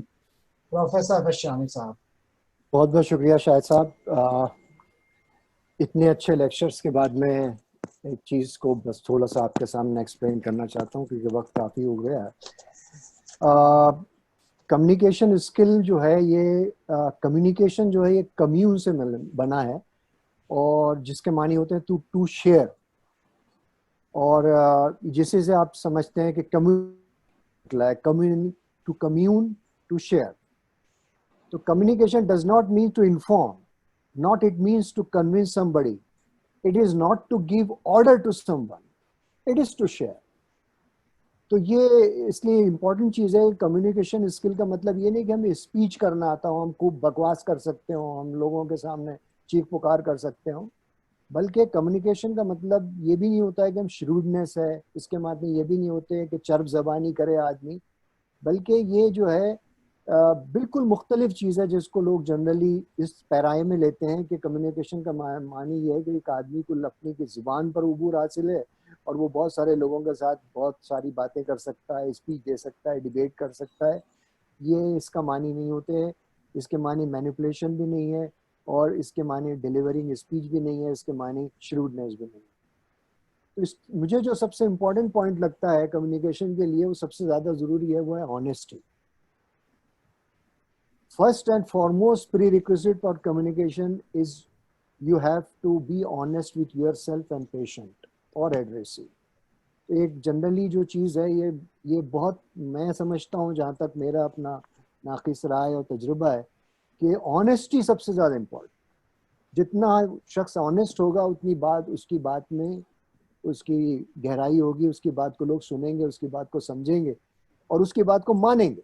क्योंकि शेयर हम किसी के साथ कर रहे हैं, किसी को कन्विंस कर रहे हैं, तो उसका एक नतीजा ज़रूर निकलता है. हमें कम्युनिकेशन कहाँ ज़रूरत पड़ती है? एक तो पेशेंट और अटेंडेंट्स के सामने, जैसे कि अभी डॉक्टर नाज मुस्तफ़ा साहिबा ने हमें बताया, और दूसरा जो है वो एडमिनिस्ट्रेटिव टैकल करने के लिए, जो एडमिनिस्ट्रेटिव इश्यूज़ को टैकल करने के लिए, जैसे कि कोई आप में से और अक्सर लोग हॉस्पिटल के डायरेक्टर होंगे या हॉस्पिटल में कोई पोजीशन रख रहे होंगे या किसी इंस्टीट्यूशंस में होंगे, उनको इसकी ज़रूरत बहुत ज़्यादा होती है कम्युनिकेशन की, क्योंकि किसी कम्युनिकेशन के ज़रिए वो ये पेशेंट्स के साथ भी गुफ्तगू कर रहे हैं, उनके साथ भी उनको इम्प्रेस कर रहे हैं, उनके अटेंडेंट्स को कन्विंस कर रहे हैं, इस तरह अपने स्टाफ के साथ भी उनकी डीलिंग, उसमें कम्युनिकेशन स्किल की बहुत ज़रूरत है। तो ये हम अब लेके चलते हैं कि ऑनेस्टी जो है ये प्री रिक्विजिट है कम्युनिकेशन के लिए, ये बहुत ज़रूरी है, बगैर ऑनेस्टी के आप कम्युनिकेशन नहीं होगी। तो हम किसी शख्स when we approach someone with fixed notion और biased, या हम जजमेंटल हो जाते हैं उस किसी की पर्सनैलिटी के बारे में, तो हम अब ऑनेस्ट नहीं होते उसके साथ।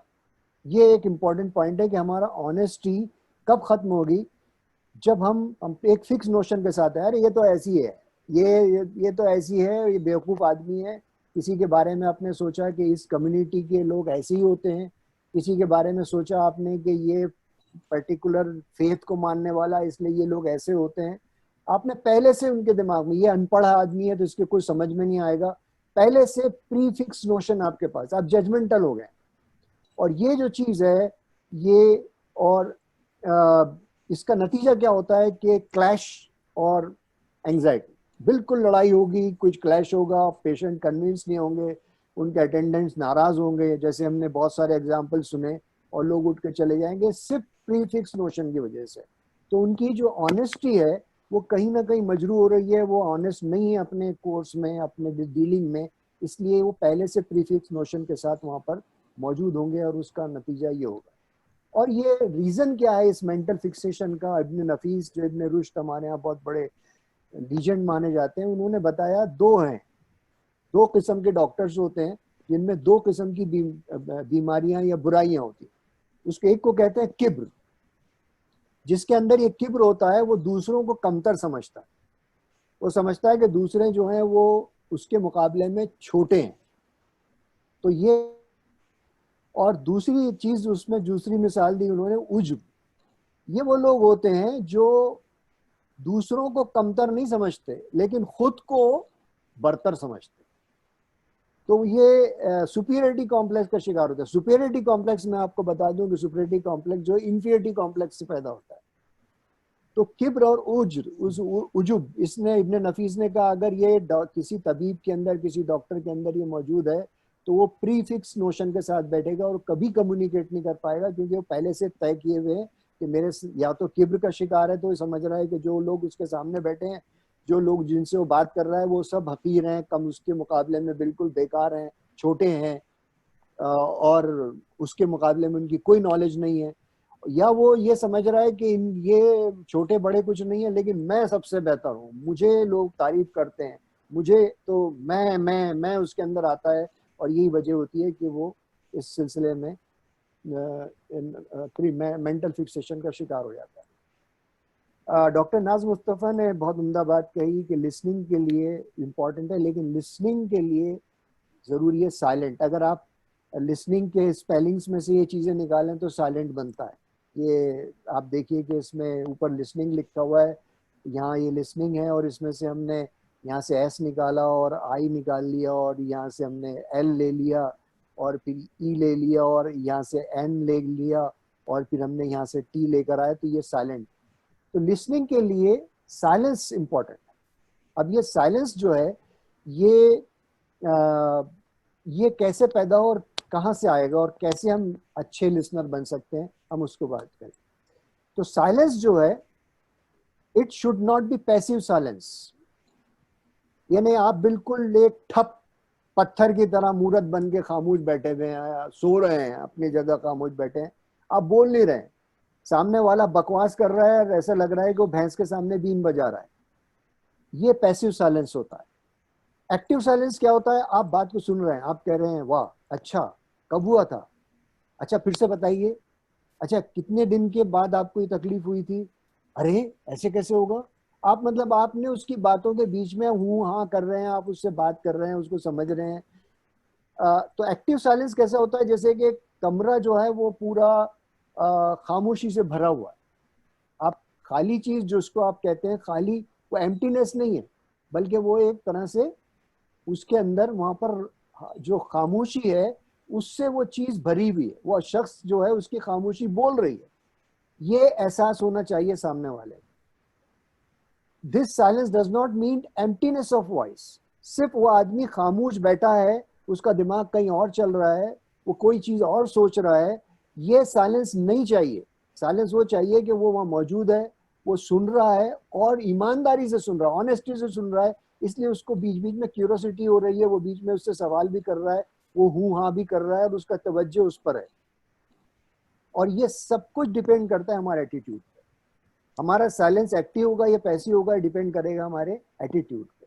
तो ये एटीट्यूड क्या होता है? ये एटीट्यूड दो किस्म के होते हैं जिसको मैं बता रहा हूँ। एक एटीट्यूड होता है हमारा अर्निंग और एक होता है लर्निंग। जब हमारा एटीट्यूड अर्निंग होगा तो हम हर चीज के बारे में नफा और नुकसान सोचेंगे, हम हर चीज के बारे में सोचेंगे कि इससे मुझे क्या मिल रहा है। अभी इस पेशेंट ने 100 रुपये मुझे दिए हैं और इसने 200 रुपये की बात मुझसे कर ली, 200 रुपये का टाइम मुझसे ले लिया, उसका दिमाग सिर्फ पैसों की तरफ जाएगा, अर्निंग की तरफ जाएगा। If our attitude is for earning, we always on think behave with material, monetary profit and loss basis. हमारा दिमाग सिर्फ उसी पे चलता रहेगा, नफा नुकसान पे चलता रहेगा। और ये चीज पेशेंट के समझ में आ जाएगी एक सेकंड के अंदर, वो चाहे पढ़ा लिखा हो या जाहिल हो, ये डॉक्टर इस वक्त कहीं और सोच रहा है, बेजार है, ये चाह रहा है कि उठ जाए, ये टाइम पास कर रहा है, इसका दिल इसमें बिल्कुल नहीं है मेरी बात सुनने के लिए तैयार। और जब हमारा एटीट्यूड लर्निंग होता है, we try to understand and respect other point of view. हम दूसरे की बात को सुनते हैं, हम उसको समझने की कोशिश करते हैं, हम उसको समझना चाहते हैं।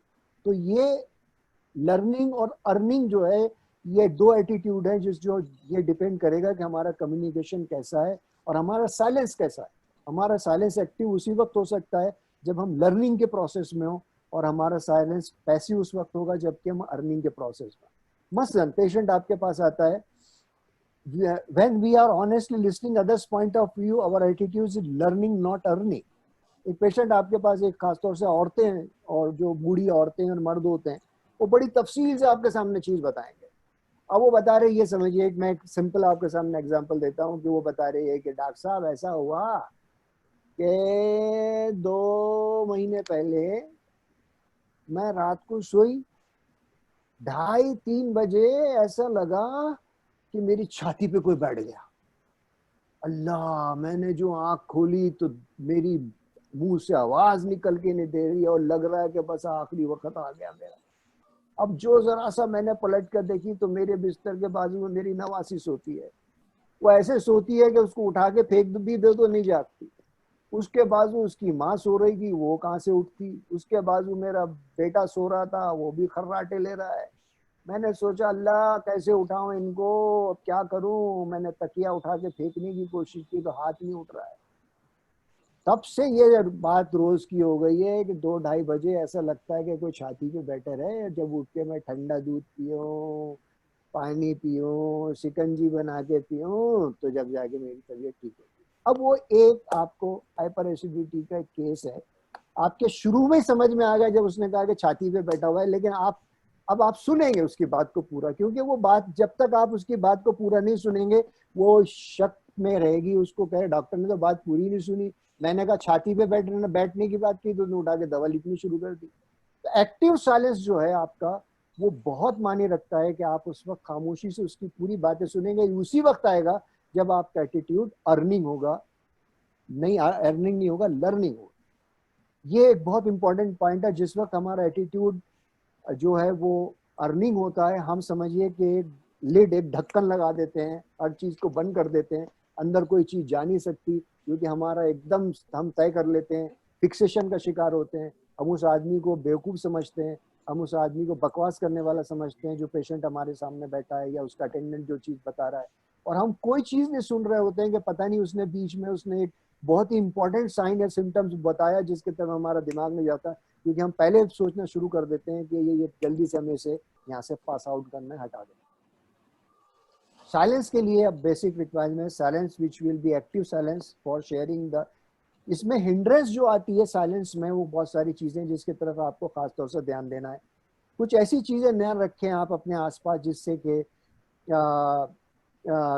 जो आपको डिस्टर्ब करे, जैसे कि मूविंग ऑब्जेक्ट डॉक्टर के आसपास नहीं होना चाहिए। मूविंग ऑब्जेक्ट क्या होते हैं? कुछ ऐसे आर्टिफैक्ट्स जो आपको मेडिकल रिप्रेजेंटेटिव दे जाते हैं, जो यूं बैठा हुआ एक तोता जो है वो यूं यूं हिल रहा है, वो आपके टेबल पे रखा हुआ है, आप उसको कंटिन्यूस आपका जहन उसकी तरफ जाए। या आपके कमरे के अंदर टीवी रखा हुआ है, उस पर न्यूज चल रही है, तो आपका जहन दिमाग उस तरफ जाएगा।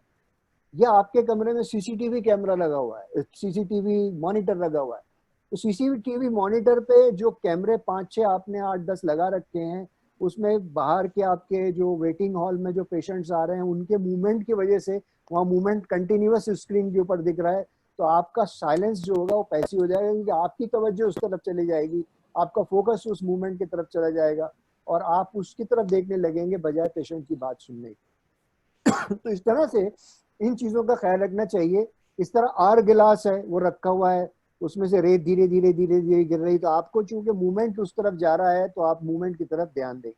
इस तरह नॉइस जो है, कोई भी आवाज़ पैदा हो रही है, खिड़की के बाहर से कोई ट्रैफिक जा रहा है, तो आपको अगर आपने खिड़की खुली रखी है और आप तक अंदर आवाज़ आती है तो आपका दिमाग उस तरफ ज़रूर जाएगा।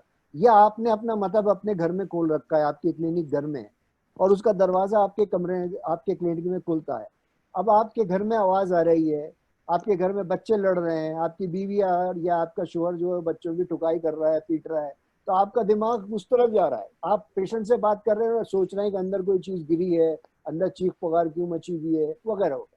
तो आप कभी भी कंसंट्रेशन के साथ नहीं कर सकते, इसलिए सख्ती से मना किया गया है कि अपने घर के अंदर कभी क्लिनिक मत कीजिए, क्योंकि उससे आपका कंसंट्रेशन, आपका फोकस, आपकी तवज्जो खराब होगी और उसका सबसे बड़ा नुकसान ये होगा कि आपका साइलेंस जो होगा वो पैसिव साइलेंस हो जाएगा। आप खामोशी से पेशेंट की बात नहीं सुन रहे होंगे, उन आवाज़ों को सुन रहे होंगे जो आपके घर से आ रही है। कम्युनिकेशन जो का दूसरा पॉइंट जो इम्पोर्टेंट है वो ये कि ये कम्युनिकेशन में जहाँ आप पेशेंट से डील करते हैं, वो कम्युनिकेशन जो है वो आपको अपने एडमिनिस्ट्रेटिव सेटअप में भी ज़रूरत उसकी पड़ती है, और वो कम्युनिकेशन में यहाँ भी ऑनेस्टी काम कर रही है। आपने फ़र्ज़ कीजिए आपका कोई एक आपका जूनियर कोई डॉक्टर है और आप उसको भगा भी नहीं सकते, या पैरामेडिक्स या नर्सेस हैं जो बहुत कॉम्पिटेंट है, लेकिन पता आपको ये चला कि वो रोज़ लेट आ रही है या लेट आ रहा है। अब आपको उनके साथ कम्युनिकेशन आपको करना है, उनसे बात करनी है, तो आपको उनको कन्विंस करना है और कन्विंस करके उनको दोबारा आदत पे लाना है। इसका मतलब आप चेंज चाहते हैं, आपको चेंज चाहिए होगा, चेंज तब्दीली चाहिए होगी। इस तरह से आप उनसे मदद चाहेंगे या उनसे कॉपरेशन चाहेंगे ताकि वो सही टाइम पर आए। कैसे करेंगे आप? कम्युनिकेशन क्या होगा यहाँ पर? अगर आपने उस पेशेंट को बुलाया और आपने उससे कहा कि ये क्या तरीका है आपके रिपोर्ट में लिए कि आप सही टाइम पे नहीं आ रही हैं या नहीं आ रहे हैं आप, और 1 घंटा आप रोज लेट आ रहे हैं और मैं ये बर्दाश्त नहीं करूँगा। अब उसकी बात आपने सुनी, उसका प्रॉब्लम क्या वो आपने नहीं सुना, आपने सिर्फ एक ऑर्डर निकाला और उसको भगा दिया। क्या वो आप उसके लिए तैयार होगा? एक बहुत मशहूर साइकोलॉजिस्ट है सिगमंड फ्रॉइड, जिन्होंने कहा है कि without incentive don't expect change. उन्होंने कहा हर चीज में इंसेंटिव देने की जरूरत है। तो अब आप कैसे कम्युनिकेट करेंगे उस पर्टिकुलर उस आपके स्टाफ से? आपने उसको बुलाया, आपने उसको प्यार से बिठाया, बैठो, आपने पूछा सब ठीक ठाक है, हालात सही हैं आपके?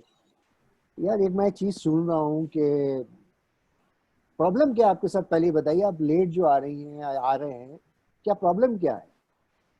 तो उसने कहा सर बात ये है कि मेरा बच्चा जो है स्कूल में पढ़ता है और उसको मुझे, एक एग्जांपल दे रहा हूँ, उसको मुझे छोड़ने जाना होता है, तो मैं जब छोड़ के आती हूँ तो ट्रैफिक बहुत होता है, तो हम लोग रास्ते में रुक के आते हैं, तो इसलिए हम लेट हो जाते हैं।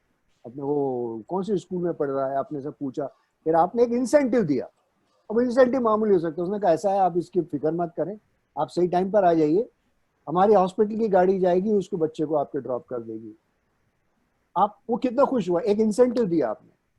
आप पैसों से इंसेंटिव दे सकते हैं, आप उसको एक आराम का इंसेंटिव दे सकते हैं, मगर विदाउट ए इंसेंटिव आप चाहें कि आप उससे चेंज एक्सपेक्ट करें या वो आपकी बात माने, ये भूल जाइए।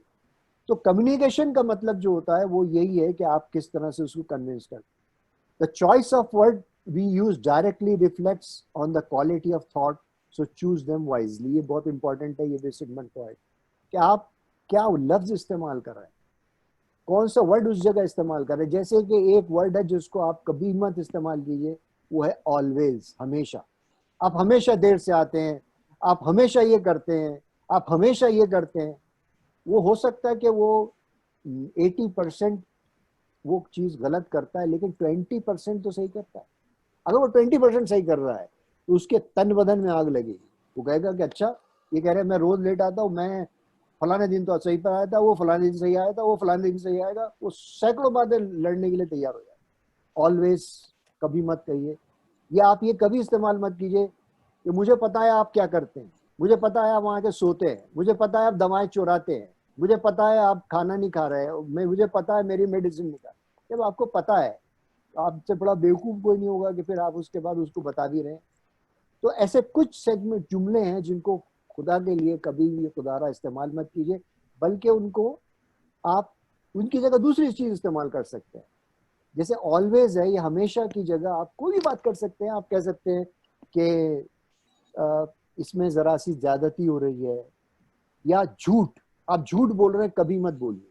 ये भी बहुत डायरेक्ट कमेंट होता है। आप कहिए अच्छा मुझे कुछ इस पर शक हो रहा है, अच्छा ऐसी बात है, या आप खामोशी से उसको देख रहे हैं, आपको मुंह से कुछ नहीं बोल रहे, आप उसकी तरफ एक्टिव साइलेंस से देख रहे हैं, तो समझ जाता है कि सर को या हमारे डॉक्टर साहब को मेरी बात पे यकीन नहीं है। बजाय से कहने के आप झूठ बोल रहे हैं। झूठ किसी पे कहना, यू आर लायर कहना, ये दोनों चीजें जो है, ये इस तरह से हमेशा लफ्ज का इस्तेमाल करना, ये बहुत खतरनाक है कम्युनिकेशन के लिए। इसलिए इन चीज़ों से आप बचिए तो बेहतर है। और बहुत बहुत शुक्रिया, मुझे थोड़े से वक्त आप लोगों से बात करने का मिला है। और शाहिद साहब को मुबारकबाद देना चाहता हूँ कि उन्होंने ये बहुत उम्दा टॉपिक चुना जो सबके लिए बहुत ज़रूरी है, और हमें भी सीखने का मौका मिला डॉक्टर उषा सिंघल साहिबा से, और डॉक्टर नाज मुस्तफ़ा ने बहुत उम्दा लेक्चर्स दिए जो उनके अपने अपने डेलिब्रेशंस थे, वो अपनी अपनी जगह बहुत ही शानदार थे, और उनसे बहुत कुछ वाकई सीखने को मिला। और जो ऑडियंस इस वक्त हमारे साथ मौजूद है, यकीनन उससे फ़ायदा उठाएगी। Thank you very much. बहुत बहुत शुक्रिया प्रोफेसर अफज शिरानी साहब। आपका जो डिलीवरी है, आपकी जो खूबसूरती है, और चूँकि एक सिनेमा से भी आपका ताल्लुक़ है और तिब्बी यूनानी से भी आपका ताल्लुक़ है, दोनों के तजुर्बे को बहुत ही खूबसूरती के साथ इस्तेमाल करते हुए हमारे ऑडियंस के सामने आपने बहुत प्रैक्टिकल चीज़ें रखी। मैं आखिर में कुछ बहुत इम्पोर्टेंट अनाउंसमेंट्स हैं। मैं ये ज़रूर कहूँगा कि चूँकि यूनानी जो प्रैक्टिस है वो एक मेडिकल जो प्रैक्टिस कहलाती है, और हर मरीज कुछ ना कुछ सिखा के जाता है। मैं सिर्फ एक छोटा सा वाकया, चूँकि प्रैक्टिकल लाइफ में हैं हम लोग, एक प्रैक्टिकल वाकया आप लोगों के साथ ज़रूर शेयर करूँगा। एक बहुत नामवर, बहुत ही नामचीन डॉक्टर हिंदुस्तान में जिनका को जाना पहचाना जाता है, और आज उन्होंने एक मेडिकल कॉलेज के भी इस्टेब्लिशमेंट किया है। मेरे फादर के दोस्तों में से होते हैं, मैं उनके साथ जाया करता था, देखता था उनको। तो वो जो मुखातिब करते थे, जो कम्युनिकेशन स्किल था उनका इस लेवल का हुआ करता था कि जब वो अपने पेशेंट से बात करते थे तो बोलते थे माँ जी, बीबी जी, माता जी, बहन जी, इस तरह के अल्फाज इस्तेमाल करते थे। बस आप ठीक हो जाएंगे, आप बिल्कुल परेशान ना हो, इस तरह का उनका कम्युनिकेशन होता था अपने पेशेंट के साथ। और बहुत इंपॉर्टेंट बात जो उनके मशहूर थी उनके सिलसिले में, चूँकि वो टाउन एरिया में आके बैठे थे, शहर में आके बैठे थे, और इर्द गिर्द जो बड़े बड़े टाउन उनके आसपास थे, गाँव थे जहाँ से पेशेंट आया करते थे, तो वो जो वहाँ से लोग पेशेंट आते थे, जाहिर बात है कम पढ़े लिखे लोग होते थे, तो कोई दवा उन्होंने लिखी है अगर, तो उसको लिखा उन्होंने TDS। तो किसी जाट ने पूछ लिया, डॉक्टर साहब ये TDS क्या लिख दिया आपने, ये तो मेरी समझ में नहीं आ रहा। तो बोले बाबा जी, T से तड़के, D से दोपहर, S से शाम, तड़के दोपहर शाम खानी है दवाई। तो बाबा चूंकि उस इलाके का प्रधान था, वो बड़ा मुतासिर हुआ, और उसने पूरे गांव में और आसपास गांव में फैला दिया, भाई शहर में जो डॉक्टर आया है वो अंग्रेजी भी हमारी जबान में लिखा है, दवाई भी हमारी जबान में लिखा है। वो इतना बढ़िया डॉक्टर आया, उसने इनके पास बहुत तेजी के साथ रश लगने लगा। ये उनके अंदर टैलेंट था, ये बहुत बड़ी सलाहियत थी उनके अंदर। और ये बात प्रोफेसर शिरानी साहब की और नाज मुस्तफ़ा साहिबा ने जो बात कही बिल्कुल ठीक है। कहने का तरीका होता है, और अल्फाज का सिलेक्शन बहुत इंपॉर्टेंट है, बहुत ज़्यादा ज़रूरी है। और ये सिर्फ अपने पेशेंट के साथ नहीं, वैसे अपनी आम जिंदगी में भी उसका सिलेक्शन बहुत ज़रूरी है। कई बार आप बोलते हैं कि आप बहुत नामाकुल बात कह रहे हैं, और इसी लफ्ज़ को आप कहते हैं कि बात माकूल नहीं है। उसी तरह से अंग्रेजी में, चूंकि प्रोफेसर नाज मुस्तफ़ा साहबा का ताल्लुक अंग्रेजी से है, हमारे बोला जाता है सब्जियां हों, फ्रूट्स हों, फ्रेश इस्तेमाल करते हैं हम लोग, फ्रेश चीज़ों को अच्छा मानते हैं। फ्रेश एक पॉजिटिव लफ्ज़ है, लेकिन अगर आपका इस्तेमाल आपने उसका गलत जगह पर कर लिया, आपने बोला यू आर जस्ट फ्रेश, तो ये नेगेटिव बन जाएगा, उसकी पूरी पर्सनैलिटी को खत्म कर देगा। तो यह नेगेटिव लफ्ज़ सेम है, लेकिन आपने इस्तेमाल उसका गलत जगह पर किया है। इसीलिए किसी शायर ने कहा कि अल्फाज हमेशा लुगत ही के पाबंद नहीं होते, लहजों से भी लफ्ज़ों का मफहूम बदलता है। अपनी बात को कहने का जो हुनर हमारे तीनों स्पीकर्स ने, चारों स्पीकर्स ने हमको दिया है, मुझे उम्मीद है कि इसका बहुत बहुत फ़ायदा आप उठाएंगे, बहुत बहुत इसका फ़ायदा होगा, और आप अपनी ज़िंदगी में कामयाबी और तरक्की की राहें तय करेंगे, ज़रूर तय करेंगे। इसके बाद बहुत इम्पोर्टेंट एक अनाउंसमेंट है। चूँकि हमारे इस वेबिनार के लिए तकरीबन 900, 852, 856 रजिस्ट्रेशन हुए थे, और जो आपके सामने जो ऑडियंस है वो सामने है। एक ये रिकॉर्डिंग है अपने आप में, कितने ज़्यादा रजिस्ट्रेशन इस लेवल पर हुए हैं। अभी हमारे सामने जो एक इशू आ रहा है, हमारे डॉक्टर्स को, जो हमारे प्रैक्टिस में जो लोग हैं, उनके सामने एक परेशानी ये आ रही है कि हमारे हेल्थ के लोग या पुलिस डिपार्टमेंट के लोग उनसे पूछ रहे हैं कि साहब आपने कोविड-19 की ट्रेनिंग की है या नहीं की है, उसका सर्टिफिकेट आपके पास है या नहीं। तो हमको ये मशवरा दिया हमारे ऑडियंस ने ही, बड़े पैमाने पर क्वेरीज आए इसके लिए कि हम प्रोफेशनल ट्रेनिंग कराएं और कोविड-19, तो इस पर एक सर्टिफिकेट प्रोग्राम कराएं हम लोग। और हमने कोशिश की है कि हमने जो उसके क्वालिफाइड ट्रेनर हैं उनसे हमने कम्युनिकेट किया है। तो हमारी नेक्स्ट वेबिनार जो होगी वो संडे 21 जून 2020, उसका टॉपिक होगा प्रोफेशनल ट्रेनिंग ऑन कोविड-19, और इसमें कुछ प्रैक्टिकल एस्पेक्ट भी शामिल होंगे, सिर्फ लेक्चर्स नहीं होंगे, कुछ प्रैक्टिकल एस्पेक्ट्स भी जो हमारे स्पीकर्स हैं उन्होंने कहा हमको कुछ प्रैक्टिकल चीज़ें भी हमारे ऑडियंस के सामने वो रखेंगे। तो ये हमारा नेक्स्ट वेबिनार का टॉपिक होगा। और मैं सिर्फ आप तमाम लोगों को यही कहना चाहूँगा कि आप लोगों ने बहुत खूबसूरती सुना है और बहुत ही जिम्मेदारी के साथ अपनी प्रेजेंस बनाए रखी है, और इस प्रोग्राम को कामयाब करने में हमारे तमाम स्पीकर्स का और हमारे ऑडियंस का बराबर का कंट्रीब्यूशन है। मैं आप तमाम लोगों के लिए मेरी दुआ ये है कि आप तमाम की ज़िंदगी में खुशियाँ भर जाएं, और आपकी तमाम लोगों की ज़िंदगियाँ खुशियों से भरी हो। और I wish you lots of peace, ton of happiness. I pray the success of your life. जज़ाकल्लाहु खैरन जज़ा। बस मैं यही आप तमाम लोगों को खुदाफिज कहना चाहूँगा। अगर मैं रिक्वेस्ट करूँगा अब्दुल्ला अंसारी साहब से कि अगर उनको कोई चीज़ कहनी हो तो ज़रूर बताएं। और आप लोगों का फीडबैक हमारे लिए जान पैदा कर देता है हमारे अंदर, और हमारी जो IT टीम है उसके अंदर एक ताकत पैदा कर देता है। और हम लोगों की कोशिश ये होती है कि हम ज़्यादातर लोगों के पास, ज़्यादातर लोगों तक पहुँचें और सब लोगों की क्वेरीज को सॉर्ट आउट करें। मैं अब्दुल्ला अंसारी साहब से दरख्वास्त करूँगा कुछ चीज़ें हों तो आप उनको ज़रूर हमारे ऑडियंस के सामने रखें।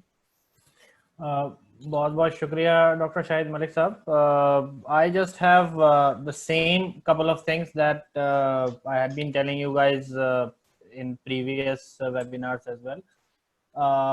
वही चीज़ें हैं, वीडियो रिकॉर्डिंग इस वेबिनार की वो ऑलरेडी हो रही है। वो वीडियो रिकॉर्ड करने के बाद हमें उसको प्रोसेस करना होता है, उसको अपलोड करना होता है, and sometime it takes a little more than what we expect. तो इस बात से बेफिक्र रहें कि उसमें आपको परेशान होने की ज़रूरत नहीं है। जब भी जैसे ही वो वीडियो प्रोसेस हो जाती है, we send out notifications on WhatsApp, on your emails, on social media, on our website, everywhere. तो इस बात के बहुत ही कम चांसेस हैं कि हम वीडियो अपलोड करें और आप तक खबर ना पहुंचे। तो उस बात से बेफिक्र रहिए। अगर आपके पास खबर नहीं पहुंची है तो इसका मतलब ये है कि वीडियो अभी अपलोड नहीं हुई है। एक बात ये हुई। दूसरी जो मेरे पास सबसे बड़ी जिम्मेदारी रहती है पार्टी खत्म होने के बाद जो सफाई करने की और बाकी जो क्या कहते हैं क्लीन अप वर्क होता है वो, तो उसमें certificate is one of the biggest issues. उसमें मैं ये कहना चाहूँगा क्योंकि हमने कोशिश करी है कि उस प्रोसेस को बहुत ज़्यादा स्ट्रीमलाइन और बहुत ज़्यादा स्मूथ रखा जाए, लेकिन इट अपीयर्स कि कुछ लोगों को उसमें समझने की वजह से कुछ दिक्कत आती है। तो मैं उसमें ये बताना चाहूंगा कि जब भी हमारे सर्टिफिकेट तैयार हो जाते हैं, हम आपको एक लिंक प्रोवाइड करते हैं, जिस लिंक पर आपको जाना होता है और वहां अपना ईमेल आईडी और अपना फोन नंबर आपको डालना होता है। और हम आपसे ये रिक्वेस्ट करते हैं, उसमें हम स्टेप्स भी लिखते हैं कि आपको क्या करना है। उसमें दिक्कत इन्हीं 2-4 स्टेप्स में आती है कि हम ये रिक्वेस्ट करते हैं आपसे कि आप जो अपना फोन नंबर डालें वो सिर्फ फोन नंबर डालें, उसमें 0 या 1 या 4 या इस तरह की चीजें ना लगाएं। जो ईमेल आईडी आप वहां डालें वो वही डालें जो आपने रजिस्ट्रेशन के वक्त यूज करा था। उसी से पता लगता है, हम अपने डेटाबेस में हमारा कंप्यूटर जाके चेक करता है कि आपका अटेंडेंस है या नहीं है, और उस बेस पर वो जाकर आपका नाम, आपकी इंफॉर्मेशन निकाल कर लाता है और उससे रन टाइम पर फौरन के फौरन आपको सर्टिफिकेट तैयार करके डिजाइन करके आपको देता है।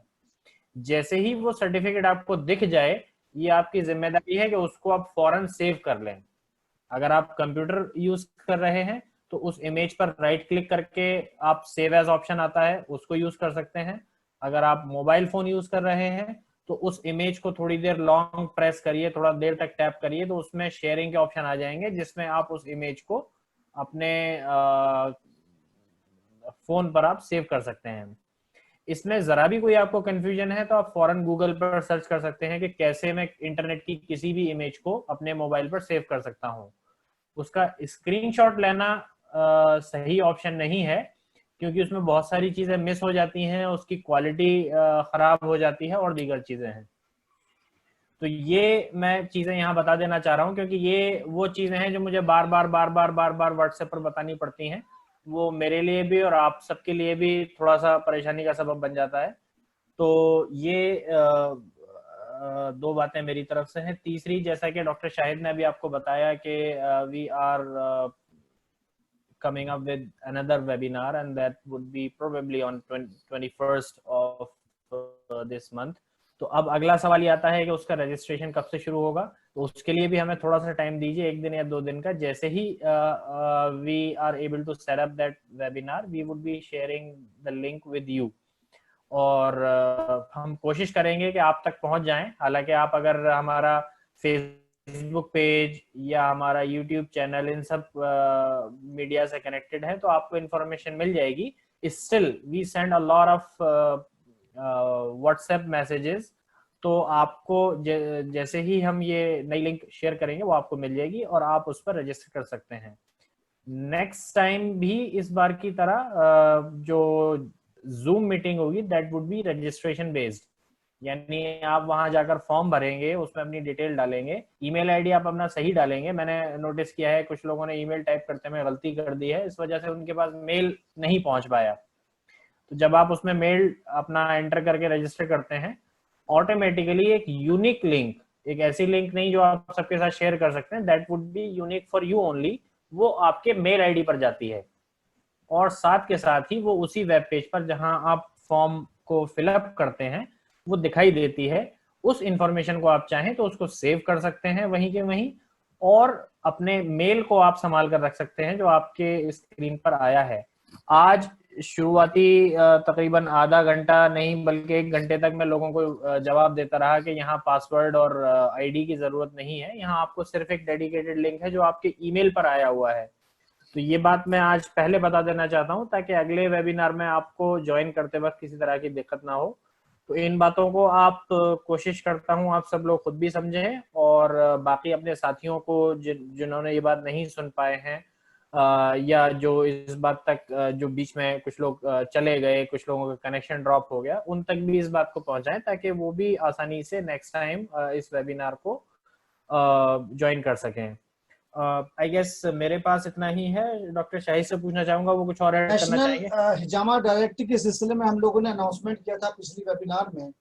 नेशनल हिजामा डायरेक्टरी आप कल के बाद 11 तारीख से वो चीज़ें आपके पास हमारी वेबसाइट के थ्रू आप तक पहुंचना शुरू हो जाएंगी और उस पर आप रजिस्टर करना शुरू करें। उसके बाद एक एवेल्युएशन का पीरियड आएगा जिसमें आप लोगों के जो चीज़ें इसमें इंफॉर्मेशन देंगे उसका एवेल्युएशन होगा। उसके बाद एक यूनिक लोगो आपको दिया जाएगा जो आप क्लिनिक पर और अपने जो आपका हॉस्पिटल उस पर आप उसको यूज कर सकते हैं। नेशनल हिजामा डायरेक्टरी की जो सिलसिला है वो डे आफ्टर टुमारो इंशाल्लाह हमारी वेबसाइट पर आप अपलोड कर सकते हैं अपनी इंफॉर्मेशन उस डायरेक्टरी की में मेंबरशिप लेने के लिए। और अभी जैसा कि बात आपके सामने थी, ये सब कुछ फ्री ऑफ कॉस्ट है, इसका कोई चार्ज नहीं है। सिर्फ एक नेशनल हिजामा डायरेक्टरी हम चाहते हैं, जिसमें मैंने पिछली बार आपसे कहा था कि ये तमाम चीज़ें जो अपडेट्स आ रहे हैं हिजामा के ऊपर, जो नई नई रिसर्चेस हो रही हैं, जो काम रेजिमा में हो रहा है पिछले 10-12 सालों से, वो तमाम चीज़ें आपको शेयर करते रहें, आपको अपडेट करते रहें, और एक ऐसा नेशनल क्वालिफाइड प्रैक्टिशनर्स का ग्रुप डेवलप हो जहाँ कहीं भी कोई भी हिंदुस्तान